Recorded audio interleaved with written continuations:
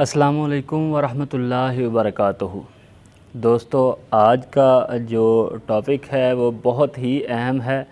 एक सवाल जो मेरे अक्सर फार्मर्स करते हैं, अक्सर दोस्त करते हैं कि हम टीका रखवाते हैं या जानवर हीट मिस करता है, बुल से क्रॉस करवाने के बाद कुछ जानवरों के अगले दिन काफ़ी ज़्यादा ब्लीडिंग होती है, वल्वा से नज़र आता है खून निकलता हुआ, म्यूकस के साथ काफ़ी खून नीचे पड़ा होता है। बाज़ लोग परेशान होते हैं कि जो एआई टेक्नीशियन है जिसने इंसेमिनेशन की है उसने गन या रॉड वगैरह अंदर कहीं जिससे ज़ख्मी कर दिया है सर्वैक्स को या यूट्रस को, जिसकी वजह से खून आ रहा है।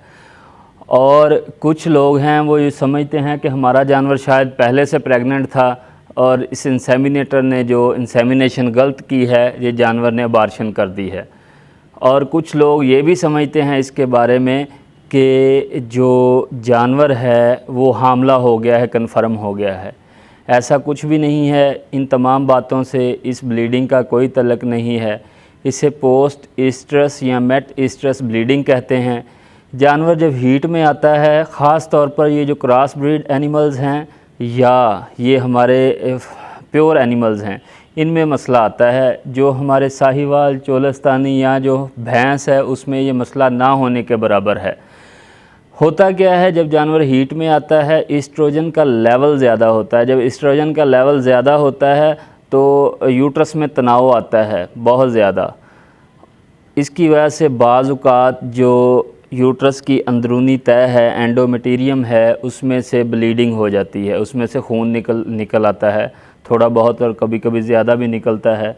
कभी ये विजाइनल एरिया से भी खून निकलता है और जब बाहर आता है वल्वा म्यूकस के साथ मिक्स होकर, तो हमारे फार्मर मुख्तलिफ़ तरह की क़यास आराइयाँ करते हैं। तो इस मेट ईस्ट्रस या पोस्ट ईस्ट्रस ब्लीडिंग का प्रेगनेंसी या यूट्रस डैमेज होने के साथ किसी की तरह का भी कोई ताल्लुक़ नहीं है।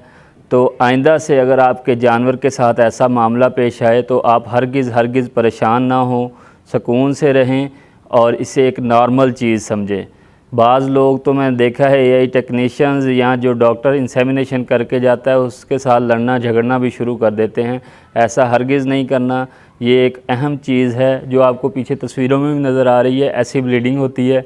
तो इसको नज़रअंदाज करें, ज़्यादा फ़िक्र करने की ज़रूरत नहीं है। मैंने बहुत कोशिश की है कि इसका डाटा मुझे मिले कहीं से, तो जहाँ से भी पढ़ा है ये कोई नॉर्मल चीज़ है, इसका कोई नुकसान नहीं है बिल्कुल भी।